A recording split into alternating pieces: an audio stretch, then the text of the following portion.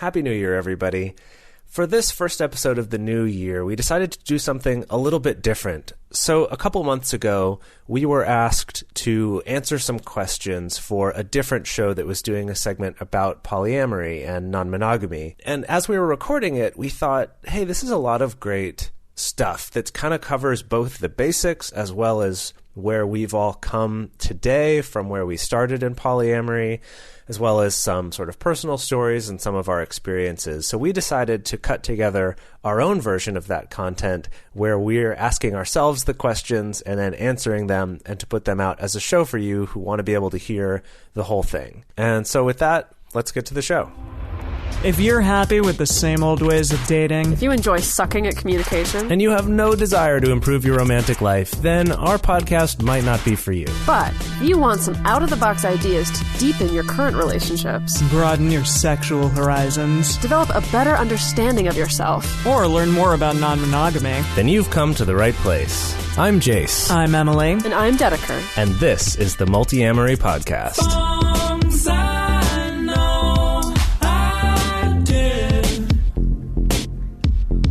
Forcing me to form myself to fit. Hi, I'm Jase. I'm Emily. And I'm Dedeker, and we are the hosts of the Multiamory podcast. We offer new ideas and advice about multiple forms of love, from conscious monogamy to ethical polyamory and radical relationship anarchy. Today, we want to talk to you about polyamory and why many people find it to be a better way for them to cultivate happy and healthy relationships. So, to start off, what is polyamory? That's a great question. The million-dollar question. So, there's been a lot of debate about the quote-unquote official definition of polyamory, but here's mine. Polyamory is the practice of maintaining multiple romantic relationships at the same time with the full knowledge and consent of everyone involved. So I include that part to set it aside from non-consensual, non-ethical non-monogamy, which is cheating. In polyamory, all of my partners know about each other, frequently have met each other, and everything is honest and on the table. And it's not polygamy, which a lot of people ask, like, oh, so it's that Mormon thing? And it's definitely not that. Polygamy actually refers to a marriage and then multiple, potentially, like, wives or husbands. Generally, in that sense, it's multiple wives. But that is not what this is. Often people are not married at all. They just are having multiple romantic relationships with the knowledge of every single person involved. Right. And that is knowledge beforehand, not just like, oh, hey, by the way, I've dated a bunch of people. Right? That this is something that everyone knows about before you go and start having those other relationships. Exactly. Okay, so this is kind of related to what we're already talking about, but the next question here is, how does polyamory differ from monogamy? Yeah, I mean, God, there's a lot of ways. But mostly, the main one that probably most people are going to see is that you're not just with one single human being. You're not just in a couple. You may have multiple couple relationships, or it may take even different ways and different forms, like a triad, which is 3 people in a relationship altogether, or a V, where one person is the hinge and then 2 people are in a relationship with that person. But not with each other. There's a ton of different ways that polyamory can take shape. Yeah, people definitely have all kinds of configurations of how they choose to build their multi-partner relationships. I'm going to get a little more philosophical here with my response. For me, the main difference between polyamory and monogamy is that in polyamory, you are finding a sense of commitment in your romantic relationships that is not based just on sexual exclusivity alone. That's kind of the linchpin for me, and I know a lot of people kind of get weirded out. They're like, what? Commitment? But you're not monogamous. How can you be committed? And for me, commitment is very much related to me being the best possible partner I can be in a relationship, and being dedicated to a partner or multiple partners knowing that just because something gets difficult in a relationship, I'm not going to head for the hills. So that's my sense for commitment, is based on that. It's not just you're the only person that I'm sleeping with. And I don't say that to be really reductive toward monogamy, but that's definitely kind of one of the biggest things that I think people notice. And the answer that I like to give to this question is it's not as different from monogamy as you might think. That actually relationships are still just relationships. The only part that's different is the fact that you're not agreeing that you're the only person I can love and the only person I can have sex with or be physical with. That's the only piece that's different. But other than that, it still comes down to the same important parts, which are your communication, how much you care about each other, how compatible you are, how respectful you are of each other. All of those things that make a good monogamous relationship are still there. So I actually think it's a lot less different than some people think. I will say it cultivates a sense of autonomy that a lot of monogamous relationships may not have. Often when you talk to a monogamous person, they'll say like, well, we love this thing, or we are, trying to have a baby or something, and it becomes all about the couple. Whereas people in polyamory can maybe sort of distance themselves from just being a part of a unit and are their own person, and they can decide and kind of create relationships outside of just that initial beginning unit. Yeah, also to go with that, it's the idea that I'm with you not because we got into a relationship and now I'm not allowed to be with anyone else, but I'm with you because I love you and because I'm attracted to you and because I like spending time with you. That I think it actually adds a lot of power and intimacy to your existing relationships to know you're in them, that every day you're in them because you want to be in them and not just because, well, I'm stuck and this is the only way that we can do relationships, so I guess I have to stay in this. Yeah, I know that was something that always used to get to me in my monogamous relationships, was this constant fear of like, oh, maybe my partner's not as excited by me anymore, or not as attracted to me anymore, not as interested in me anymore, and they're only sticking around because we decided years ago that they're going to stick around and that we're going to be monogamous, and that he really doesn't want to be with me, he just feels obligated. And now in non-monogamous relationships, there is kind of more of that sense of like, no, this person is with me. They could be with whoever they wanted to, because they're allowed, they could sleep with whoever they want to. They could go on a date with whoever they want to, but they are still choosing to be in a relationship with me, even with all of that going on. Our next question is, how long have you been polyamorous?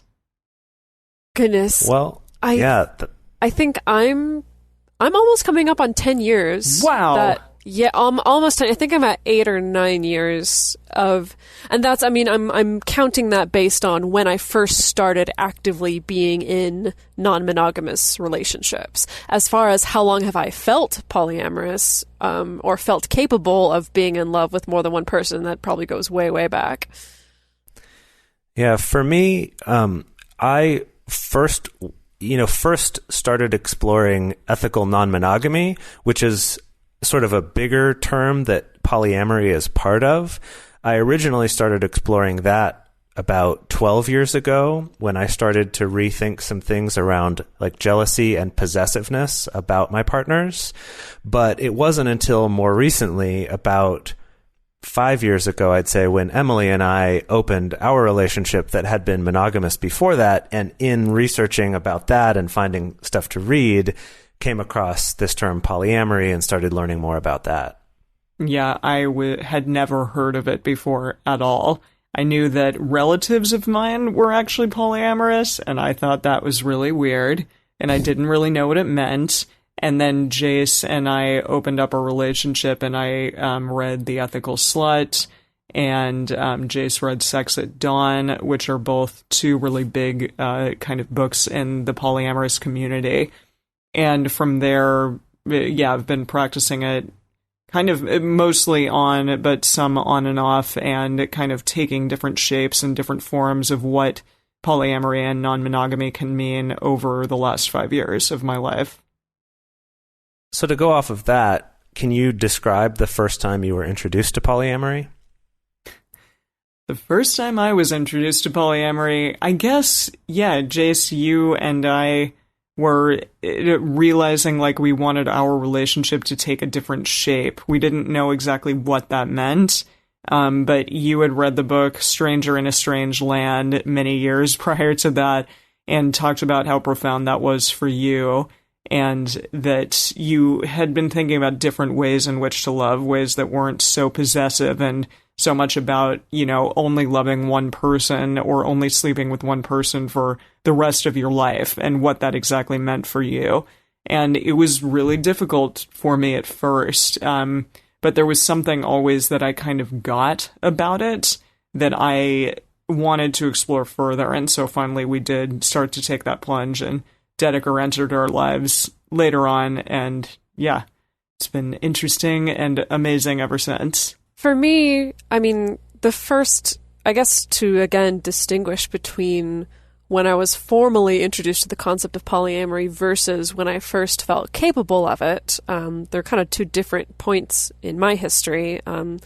When I was quite young, when I was first entering high school and when I was first exploring, what adult relationships could be like, the first time that I ever, I was in a monogamous relationship and then realized that I was still attracted to other people and even was developing crushes on other people. And at that point in my life, like nothing had prepared me for that, because literally every single message that I'd gotten from going to church and from Disney movies was that if you're actually in love with someone, then you don't see anybody else and you don't want to be with anybody else and you're not attracted to anybody else. And so for pretty much my entire, all of my teenage years, I thought that there was something wrong with me.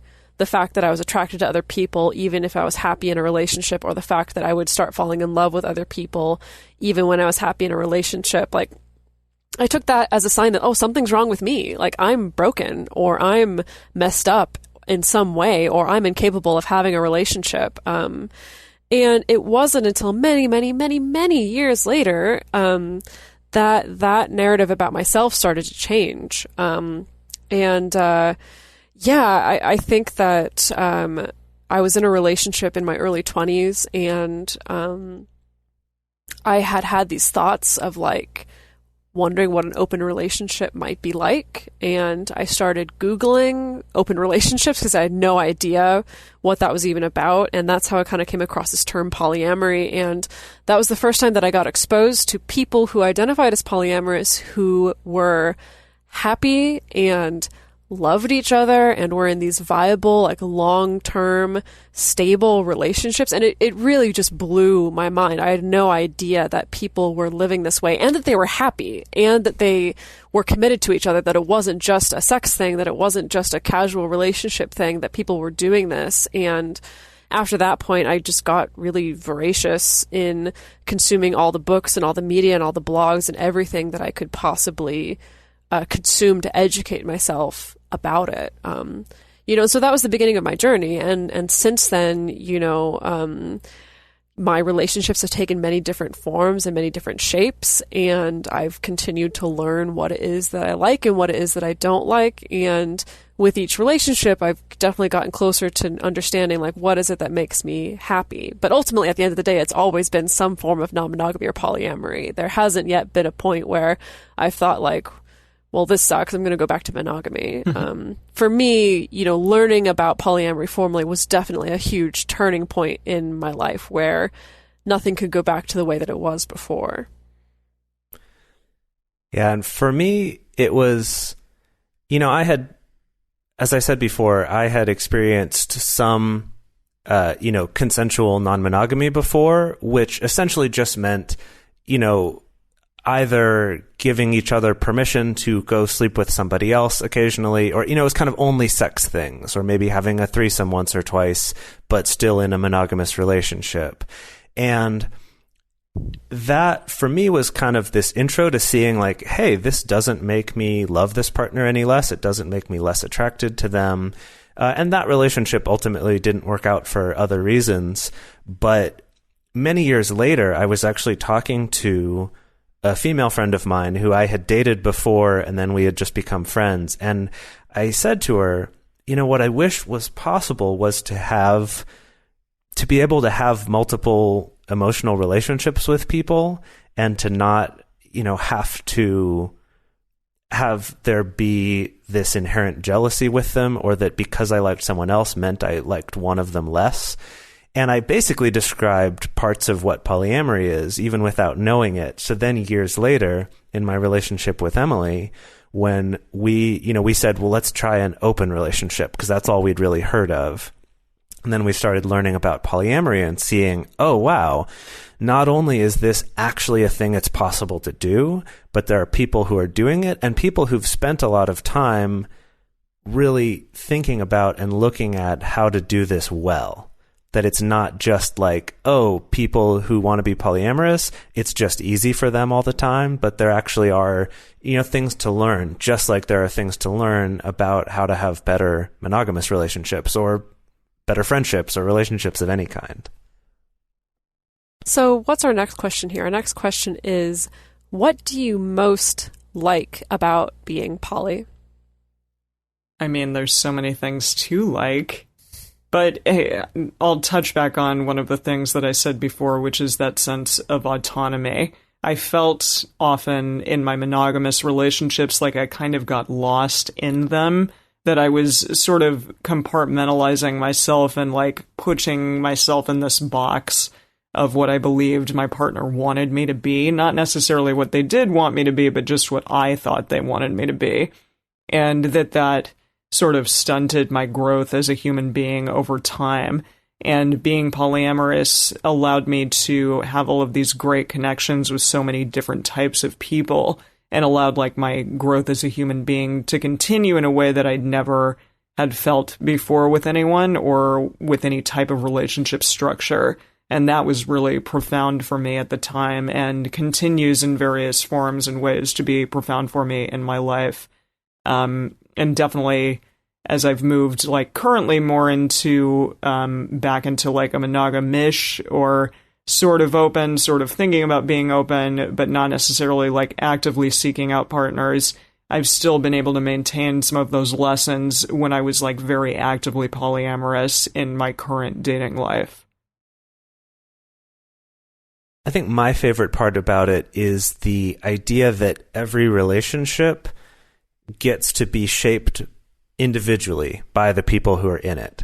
That it's not just, oh, we're in a relationship, so that means we have to be moving toward this next step, which is being exclusive, and then it has to go to the next step of becoming boyfriend and girlfriend, or moving in, or getting married, and then having kids, and that there's kind of this sense of, if you're not getting to the next step, then you need to leave and go find someone else, because if you found the right one, if you found your life's purpose, you're going to want to do all these steps.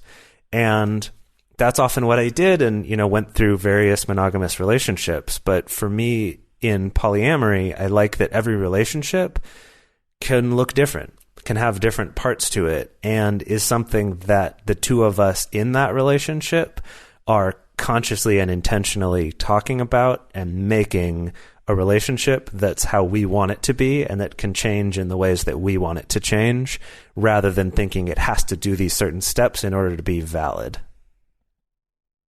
I think, there's so many pieces to it for me, but I know something that I often come back to is having a sense of tribe a little bit. And what I mean by that is some of my happiest memories are, gatherings or parties that I've been to where, I have a partner at that party who also has his other partner at that party. And she also has her other partner who's come to the party. And then I have another partner, and then he's also brought his other partner. And also maybe I have an ex-partner of mine who came, but we're still friends, but then he brought his new partner. And basically this idea that we're all connected in this way, and we're all able to just be kind to each other and to love each other and to... I don't really know what I'm trying to say. It's just this sense of like that. I think it builds off of what Jase was saying, that like these relationships are built the way that they're organically meant to be built, and it's kind of outside of what the status quo is and outside of what what social expectations are. And so that means that we can make them to be whatever we want them to be. So that means as in, I can get along with my ex's new partner, or I can become best friends with my partner's other partner, that we don't have to fall into this sense of like, oh, obviously the other woman that your partner's dating, like you must hate each other's guts, that it doesn't have to be that actually, no, we can proactively choose for these relationships to be good and to be uplifting and to be fortifying to our lives as human beings. So yeah, I think that's what I end up coming back to as like the best parts, or like the things that make me the happiest about being polyamorous.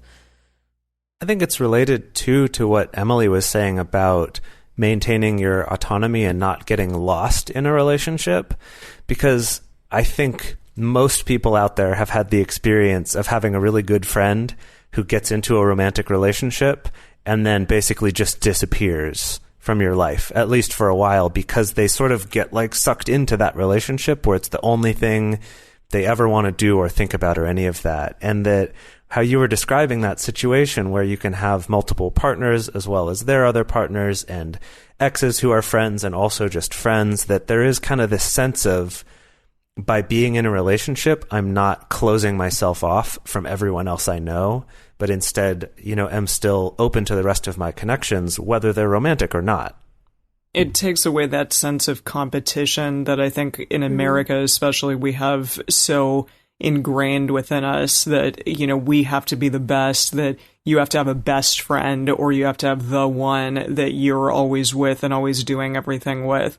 And instead, like, going back to that sense of tribalism, that we are all in this together in this, like, great big challenging thing called life. And it's easier to do when you have multiple people doing it with you, and not so frickin' awful and hard because there's only one other person with me at all times, and, sometimes we hate each other and sometimes we get angry at each other. Instead, you're moving forward together. And that brings us to our next big one, which is, what are some misconceptions of polyamory? There are so many. One that I encounter a lot is that polyamory is just something that you do while you're young, or if you don't want to have any serious relationships, or if you don't want to get married, or if you don't want to have kids, then polyamory is for you. And that's patently untrue for a number of reasons. First of all, like, a lot of people who are polyamorous are also raising kids, or are getting married, are building homes and building nests where maybe they are raising their children with multiple parents, or maybe they're co-parenting with one person, but then they have another partner who lives outside of the home that's still involved in the child's life.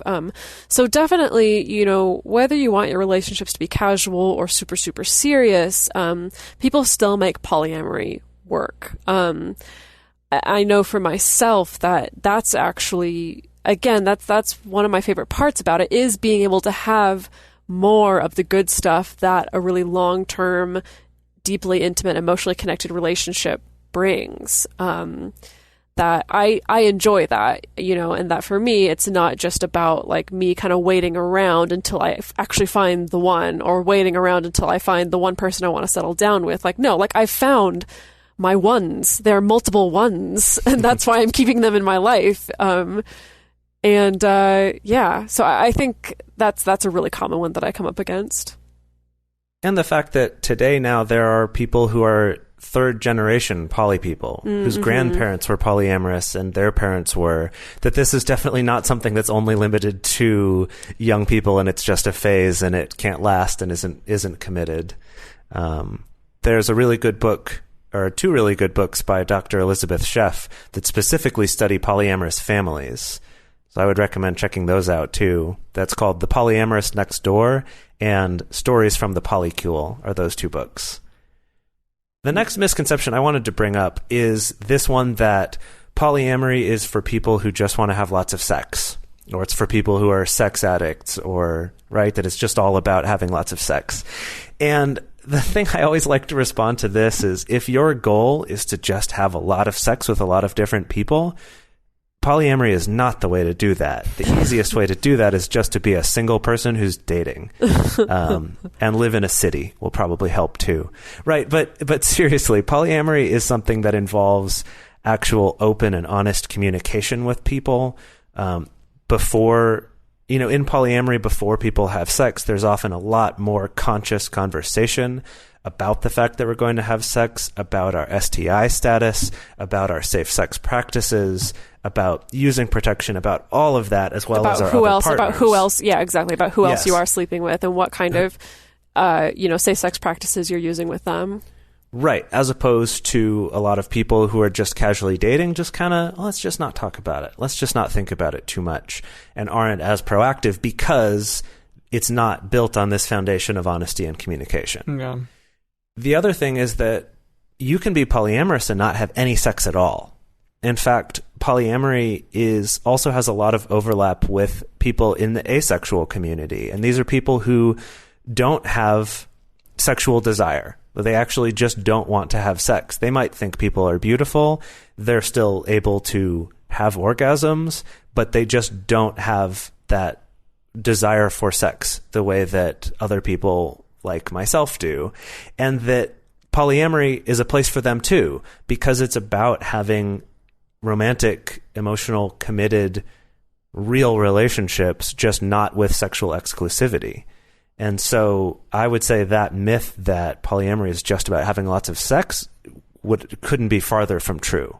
I think a lot of the people I know who have more sex than anyone I know are either single people or people in monogamous relationships where the two of them both are just crazy about having sex all the time. Finally, the last misconception we wanted to talk about was that everybody who is in a polyamorous relationship is in one giant relationship with each other. Like, say, when I was in a relationship with Jase, then Jase was also in a relationship with my partner, Josh, and then Dedeker was in a relationship with all of us. And that's not always the case by any means. Often, I think people have this idea that it's like, oh, if you meet someone new you're interested in, do you have to introduce them to all your other partners and their partners, and they all have to approve that they can join your poly family? Yeah, exactly. And I think a lot of people picked that up unfortunately from the polyamory married and dating reality show that was on HBO. Sister Wives or something. Yes, Yeah. because that too. Yeah. Because those shows definitely established we're a triad, or we're a three-person relationship, and it's if you want to date someone else, you need to get approval from all of us, and that is such a not common practice. Yeah, in the polyamorous can be a lot community. of things. Yeah, and I think people think that it's you become the polyamory board of directors or something when you're all in a relationship together. Yeah, and most of the time it's just going to be, two people relationships. They're in a relationship with each other, and then I have a relationship with someone else, and they have a relationship with someone else, and they're not necessarily triads or multi-person relationships, just two people. That Emily mentioned earlier, that there can be these 3-person or 4-person or even more relationships, but those are so much more rare. So rare. Yeah. Right? I think we all understand how difficult it can be to find just one other person that you really connect with and, have this deep connection that you want to keep continuing with them. To find that not only do you have that with one person, but also with another person who also happens to have that with that other person, that the odds of that are much lower. It is much more difficult to find if you're even looking for it. And a lot of poly people I know aren't even looking for that. They just want to be able to have the relationships that they have with multiple people. They're not trying to put together some big, double king-size bed sleeping situation. Well, I suppose this leads into the next question, which is, do your partners interact with each other at all? Definitely. I mean, there's a term called metamors, so that is your partner's partner, right? Your partner's partner. Yeah, your partner's other partner other than you. Other than you, yeah. And so you are a metamor with your partner's partner.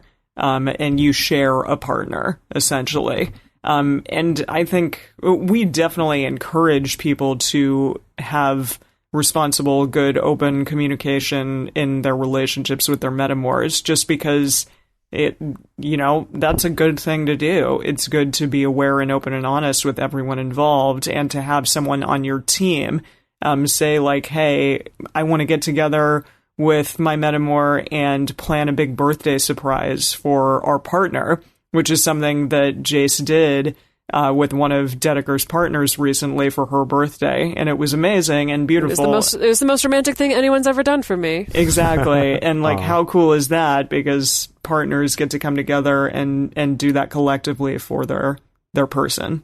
Well, I want to piggyback off of that because that was great that, my partner Jase and my partner Alex, coordinated secretly to have this big birthday surprise for me.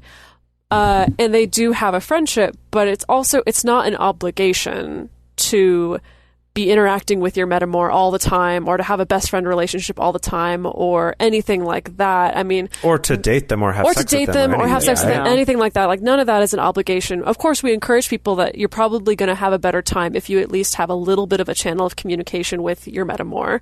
It'll probably be better. It's probably going to be better if you at least sit down and meet them for a cup of coffee and see them face to face at least once. It can help to take kind of the scariness away out of that relationship. But you're not under any kind of obligation to have to be in some kind of relationship with your metamor. Yeah, I'd say, like Dedeker was saying, that just having some communication is really important, and being, respectful of each other. I think it also helps make them seem less scary. If you have interaction with your metamors, you realize that they're real people, just like you are. They're not some perfect idea that you've conjured up in your head, or maybe some terrible person that you imagine them to be. Whatever it is, you realize they're just a human being like you are. And what's really cool is, in the same way that if you meet someone else who has the same really specific hobby that you have, you're immediately going to go, oh, cool, we probably have some stuff in common. We can talk about that. And if you think about it, you and this other person both have in common the fact that you really like this one other person, which is a pretty specific thing. So right from the start, you at least have that in common, and often you'll find out you have a lot more too. I found that most often I don't develop super close relationships with a lot of my metamors. I have occasionally, but generally speaking, it's just we have sort of a cordial acquaintance friendship type of thing, and that's a great way. And I feel like that's most often how it goes in good, well-functioning poly relationships. So this is another question that people ask quite often, which is, have you participated in sexual activity with more than one of your partners in the same setting? Essentially, it's like a technical way of saying, so do you have threesomes and orgies? Yeah, so do you have orgies all the time? Yeah. So here's the thing. And I mean, I can start out by answering for all three of us, which is to say, yes, all three of us have had experiences of having some kind of sexual activity with more than one of our partners in the same setting. Whatever kind of configuration you want to imagine, go nuts, sure.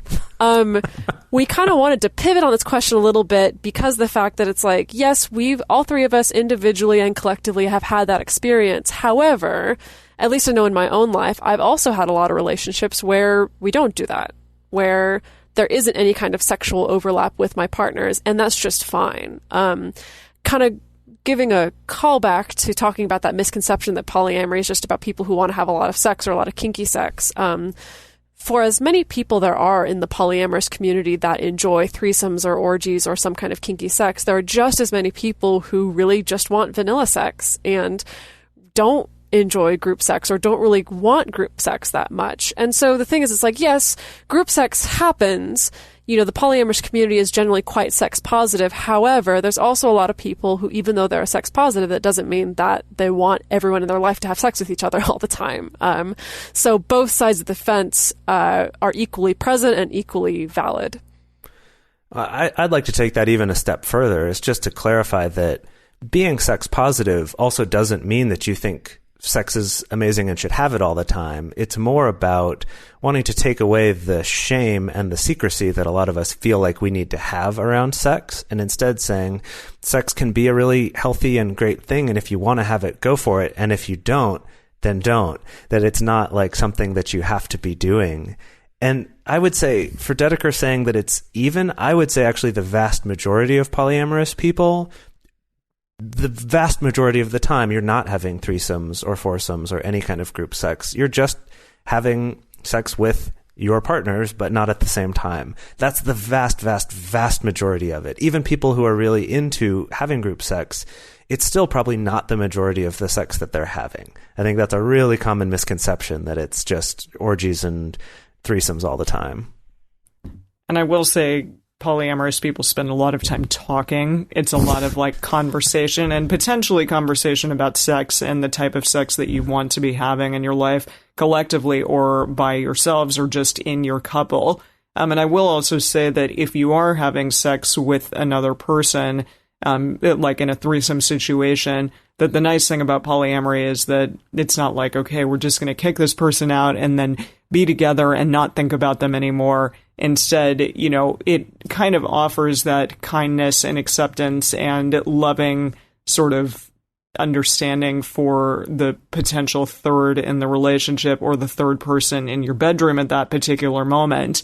Even just respect. Yeah, just basic human respect for that person. Totally. They're not more like, than just like a sex toy with a pulse. Yeah, exactly. They're not just like someone there to serve a purpose for the two of you. Instead, they are an actual human being. And that, I think, is what distinguishes maybe a polyamorous threesome from one that you would have maybe in monogamy, where you're like, well, we're just going to do this fun thing, but get them the hell out of here because they may fuck up a relationship.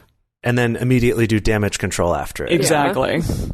I can't even tell you how many times I've heard that. It just makes me sad. It's awful. I just do want to point out, though, that even, like, I'm trying to imagine, even if I was somebody who, like, let's say that I have 3 partners right now, and even if I was somebody who was like, I really want to have sex with all 3 of those partners at the same time, and even if we supposed all 3 of those partners are down with that and want to do that, just trying to schedule that, good God. God, it's like, impossible. Good We're all God, adults. Impossible. Not even worth how sexy it would be, potentially. Yeah. So along that note, this is an interesting question. Do you feel more or less passionate with certain partners?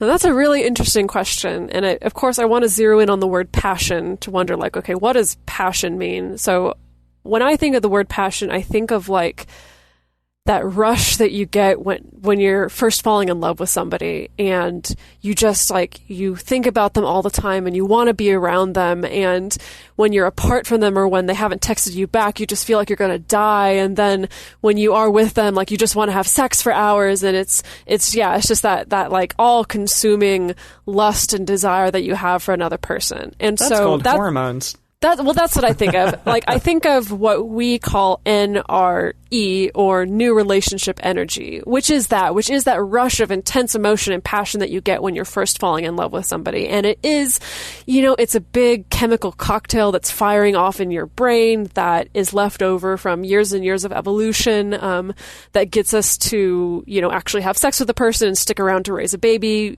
and so, like, it's there for a purpose. And so, of course, when I have a partner that I've been with, let's say, for 10 years, and then I start dating somebody new and I start falling in love with them, I'm going to have that kind of weird chemical cocktail going on with that new person, and maybe not so much with the person I've been with for 10 years. However, that doesn't mean that one of those relationships is better than the other, or more loving or more important than the other. It's just different. And I think that something that I've appreciated about being polyamorous is that it really has helped me to get an understanding and appreciation of all the different ways that love can feel day to day.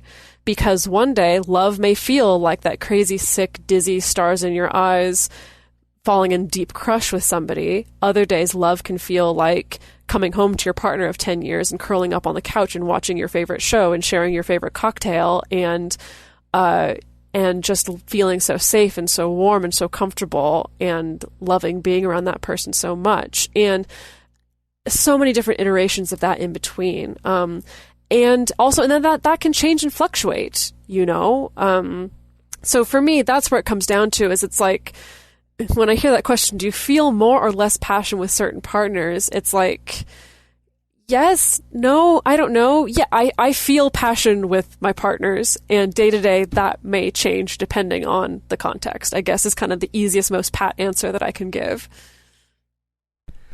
I'll take this question in a little bit different direction. And instead of thinking about passion in that kind of, rush of chemicals sort of way, to instead a lot of people will ask, like, oh, well, do you have, one partner who's more important than another one? Or do you have to treat all of them equally? And this is something that people can do different ways, but something that the three of us have come across and that we talk about a lot on our show is the idea that just like with your friends or with your family members, there might be some that you connect with on a deeper level, or some that you spend more time with, or, and that can change over time, of course, but that you're not treating one relationship as more important because you have to, or just because they were first, or just because you said that you were always going to, but instead that you have, your longer relationships, you have a lot more history with, both for good and for bad, but you have a connection that no new relationship can compete with. You just have a lot more time than they have. But on the other hand, you might connect with a new partner about some new thing. So rather than thinking of it as kind of this top down, like it's prescribed that you're going to be the one who always comes first, you're always going to come second, you're going to come third, and you will maybe get my spare time, that instead it's everyone is treated equally with respect. But that doesn't mean you're going to spend the same amount of time or do all the same things with every person, because that's absurd. We don't do that with our friends or anyone else in our life. Why would we do that with our romantic partners?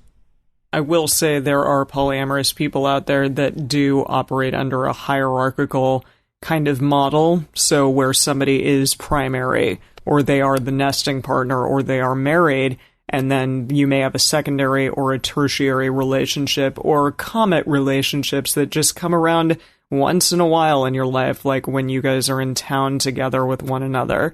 But we tend to try to steer clear of that. Not that there's anything wrong with that, just that we like to sort of operate under the relationship anarchy stance of, hey, everyone has a place in your life and nobody is better or worse. They just may be in different places in your relationship with them.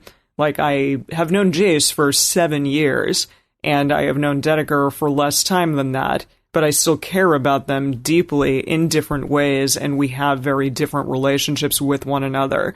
Jase and I have a huge amount of history behind our relationship, but that doesn't mean that I value my relationship with Dedeker any less because I haven't known her as long.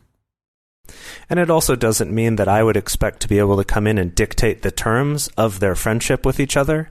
I don't think we would imagine we could do that with our friends, or at least I wouldn't want to keep friends who thought they could tell me how much time I can spend with my other friends. And so I like to apply that same sort of thinking to our romantic relationships. And while, as Emily said, some people do operate that way, it is definitely not something that we encourage on our show, and have seen it cause a lot of hurt in people's lives when they do try to operate in that way, thinking that it's going to avoid hurt, but actually ends up hurting people a lot more. Have you dealt with jealousy? Who hasn't dealt with jealousy? No, I'm perfect. I float above the ground. We know. Well, I think that's what a lot of people think about polyamorous people. They think, oh gosh, you must not have jealousy, so I could never do that because I get jealous. They would be wrong. They would be dead wrong. And I will say, okay, when Jase and I first became polyamorous, I would get sick to my stomach in jealousy, or just at the thought that, like, he was going out with someone else, or he was going to be sleeping potentially with someone else, and it would be all of these, like, crazy what-if scenarios in my mind. I just have learned to deal with it over the years, and really get to a sense of also, hey, my partner is their own person, and it doesn't mean that they love me any less because they're getting to go out with someone else. It just simply means that they're having an experience, and I may get to have an experience as well at a later date. And then we can come back together and have a loving experience with each other, and that's really amazing and beautiful. When you say it as learn to deal with it, it sounds pretty negative. Well, yeah. I mean, but come on, like, I think I'm way better than I ever have been, but there are times when I'm like, you know what, just, like, suck it up, just, like, chill the fuck out. It's going to be okay. Yourself? Yes, yeah, to myself about jealousy. So it's always so difficult with the jealousy question, because it's never just, do you get jealous or do you not get jealous? There's so many more questions to delve into the context behind it. It's, how's the communication with you and your partner in this particular instance? Is there a history in this relationship of your partner lying to you, or do you feel really solid about your communication with your partner? What kind of insecurities do you have, and how do you manage those insecurities? There's so many factors that go into what might be a jealous response, what might cause a jealous response, or how you might choose to react to it and handle it that can be so very different. I feel for myself these days that, of course, I still experience jealousy, but after doing this for 10 years, I think I've learned what are my insecurities? What are my hang-ups? What are the things that I just need to heal within myself, or maybe talk to my partner about, my own insecurities or my own vulnerabilities. And most of the time, for me, it's really, I've come to this place of knowing oh, sure, maybe I feel jealous, but that doesn't mean anything. It doesn't mean anything. Maybe I'll feel a little twinge of jealousy, but I know my partner's not going to leave me. I know that, partner A and partner B, maybe they've both demonstrated to me, really being really trustworthy and committed to me. And, I know they're not going to leave me. I know that I've gotten through this situation before, and 9 times out of 10, it's not the end of the world when I feel jealous. So that's where I end up these days, but that's also after a lot of time and a lot of experience and a lot of research. If you're someone who's at the beginning and you're first having to be faced with this idea of experiencing jealousy, but then just kind of having to push through it or get through it somehow, that can be really daunting when we've been told our entire lives that romantic jealousy is completely unacceptable, and that it's our partner's responsibility to make sure that we never feel jealous. So I think that is another big factor, is that kind of accepting, yes, we feel jealous in many arenas in our lives, not just our romantic relationships. We can feel jealous of coworkers. We can feel jealous of classmates. We can feel jealous of our siblings. We learn to manage those, and it's kind of taking those same skills that we used to manage those and bringing that to your romantic relationships. Yeah, a big turning point for me, well, there are 2 big turning points for me with jealousy. The first one was in understanding that being jealous doesn't mean that you love someone. That the more you love someone doesn't mean you're going to be more jealous. If you think about being in love with someone, means that their happiness is something that you value, right? If you love someone, you want them to be happy. And by being jealous, you're saying, I don't want you to have these other experiences that might make you happy. That's not the same thing as love. In fact, sometimes it can be the opposite of being loving to a partner, is to be really jealous of them. So that was the first turning point for me, was hitting that realization. And then the second one was in touching on what Dedeker was just saying, that we deal with jealousy all the time in other areas of our lives with our friends or coworkers or family, and that a healthy, well-adjusted adult would be expected to deal with that in a way that's not destructive and doesn't involve throwing temper tantrums and doesn't involve cutting off those friends or family members. But for some reason, when it comes to romantic or sexual jealousy, we think, oh, this is something you can't possibly manage, even though we manage jealousy all the time in other areas of our life. And when I tell this to people, some go, wow, yeah, that makes a lot of sense. And others will say, oh, but it's different. And then they'll try to come up with some sort of evolutionary psychology explanation for why, sexual jealousy is more important than others. But the actual truth of it is that while there are some scientists who've tried to make those arguments as well, they're coming to it trying to argue something that they've already assumed is true because their culture has taught them that it is. And that so often these arguments or these ideas aren't very well thought out, because it's oh, well, everyone understands that, or I just know it in my heart to be true. It just makes us, reach these illogical conclusions or conclusions without a lot to back them up. And that there is a lot of research showing that that's not actually true, that the jealousy isn't hardwired into us in the way that some people will say that it is. I'll just say finally that a better way of putting what I had said before is just that I have allowed myself, I've figured out ways and tools in which jealousy does not derail my life where it may have had or done so in the past. And that, like you said, it generally comes from looking within. So you have to view exactly what it is that you're trying to achieve with that jealousy. And it may just be an emotional response. And if you can separate your emotion from what is really happening, then that's a great thing to do as well. And know that, like, if you keep feeding it, then that is obviously not going to be a productive thing to do. But if you can step outside of it and try to just feed your soul and your happiness in a different way, then hopefully you can get past that moment of intense jealousy. If you can imagine, just like, if a friend has some really amazing experience that you wish you could have had, yeah, it feels shitty, but you're kind of like, honestly, I'm really jealous of you. It doesn't mean I don't want you to have had that experience, but I really wish I could have had that. If you can approach that in your romantic relationships, I think that takes a lot of the pressure off. So finally, we are going to list one reason why we should consider being polyamorous, or why someone should consider being polyamorous.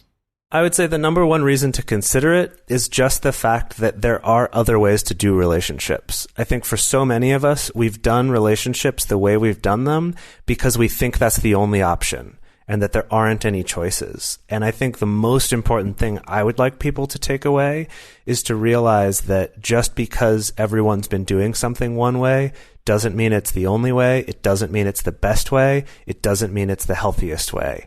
It might be for you, but that's not necessarily the case. And to just actually give it some thought and maybe try some other things to find out what's right for you. I'm going to go real practical here, but if you're a person who has cheated or just always cheats, maybe consider being polyamorous, just simply because it will allow you to have a different relationship structure than just monogamy. And instead of being unethical about it, make it be an ethical part of your life. And I think people who just routinely cheat, they can flourish under this. And if they can really figure out how to be ethical and good in their relationships, and learn how to be honest about it. That's the thing, is if someone who routinely cheats can learn to be honest about how they're feeling, then polyamory would probably be a good fit.